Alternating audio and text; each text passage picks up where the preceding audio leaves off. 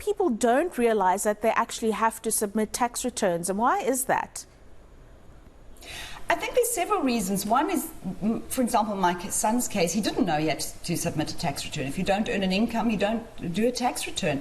But a lot of the time, it's those triggers, like maybe you earned interest beyond a certain amount. Many people who may be normal taxpayers may have a large interest payment, and suddenly they should be registered provisional tax, for example.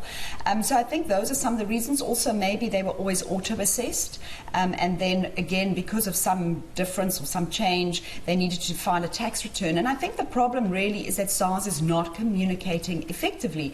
Nowhere in that final demand letter did it say this is the reason for the final demand. The demand relates to penalties, the penalties relate to returns that weren't submitted. These were the reasons. And I think this is causing a huge amount of frustration and confusion for people.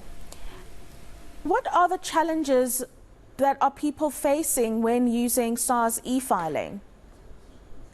Well, we found it incredibly difficult to work out what was actually going on. And I actually must say on my business, I also had a final demand letter, and trying to work that out, and one figure showing this on SARS, the other. It's complex, it's clunky, it's not easy to use.